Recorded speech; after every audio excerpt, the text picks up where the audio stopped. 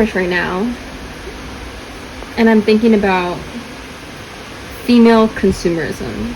Don't know why. I should be thinking about how fucked up my bangs are looking. The thoughts are forming. More to come. Economy benefits from telling women that you need to be beautiful, that you aren't good enough, that your skin, that your necklace, you need a new shirt, you need a new haircut, that your physical beauty needs to be prioritized. The economy benefits from that, and we see that in the skincare, the beauty products, the clothing. Women's clothing sections are always way more, like there's way more options.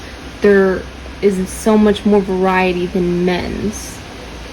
Our society, it's an economy. Female consumerism is a whole economy. People go into marketing. I want to go into marketing.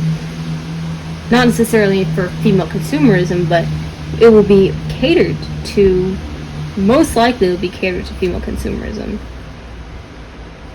Society could also benefit from telling men to do that exact same thing, but they don't. Perhaps they tell them something else. I'm not a man. I don't know what society really tells men.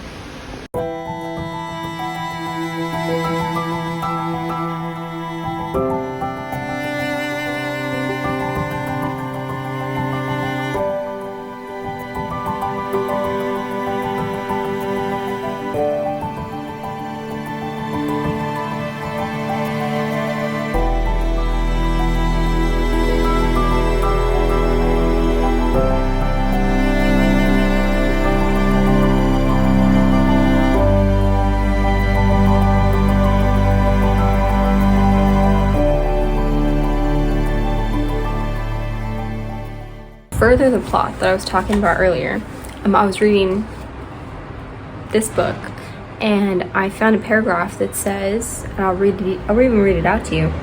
A law forbidding women in Paris from wearing trousers was repealed in 2013. It had been introduced during the French Revolution to prevent women joining the sans-culotte movement. The law was amended in 1901 to allow women to wear trousers if they were holding the handlebar of a bike or the reins of a horse. In any other circumstances, if a woman wanted to wear trousers, pants, they had to ask permission from the police. Isn't it wild that, like, Paris, the city of fashion, it's a fashion hub, you could get arrested for wearing pants? Like,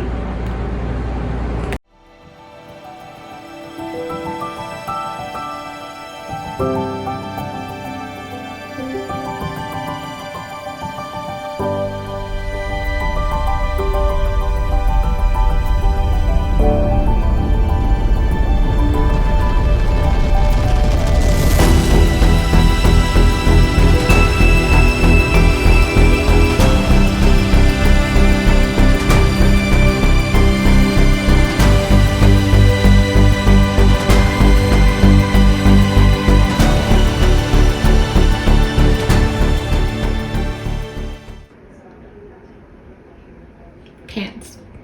So I was doing a little bit of research this morning, and as it turns out, that law, the pants law, that women couldn't wear pants, wasn't very much enforced. It originated in the 1800s, and it wasn't formally, like, fully repealed until 2013. But 2013, like, I was 11, I was definitely wearing pants in 2013, and so were probably other women in Paris. And like I said, it wasn't really enforced from the research that I'm doing and from what I'm learning, but it still had legal backing. Like, if somebody actually wanted to have a legal case, they could do that. It was a law, which is interesting because, like, even in Paris, in such a fashion-forward city, we're still telling women what they can and can't wear, but nobody's telling men.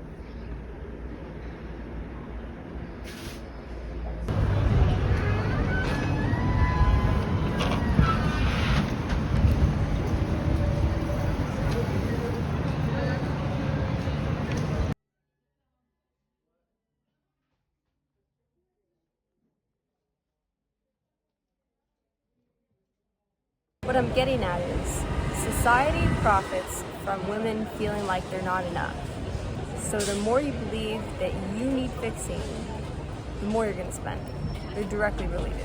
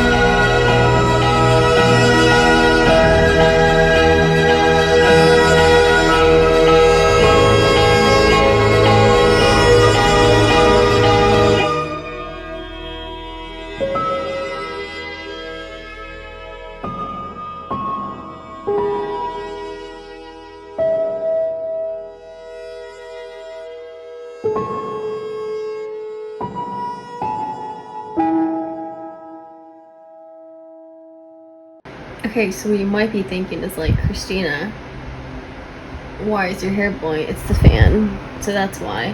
But Christina, what am I supposed to do about this? How does this affect me?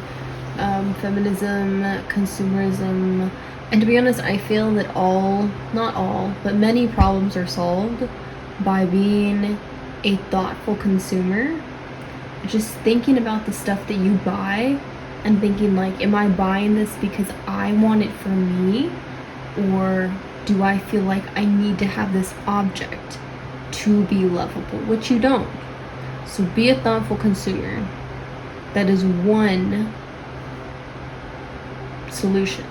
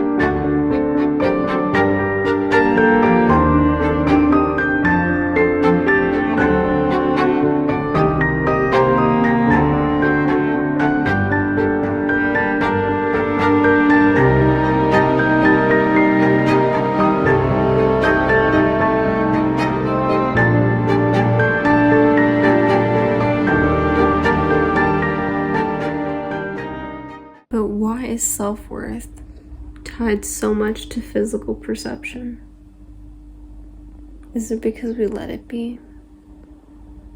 Do we also judge our own worth and value based on our physical perception? I mean, I'm not judging any of y'all, right? We're all trying to survive in this crazy world, but food for thought. Like, do we feel better about ourselves if we look in the mirror and our makeup's done up? I mean, putting effort into your appearance is great and all, but it just makes you think.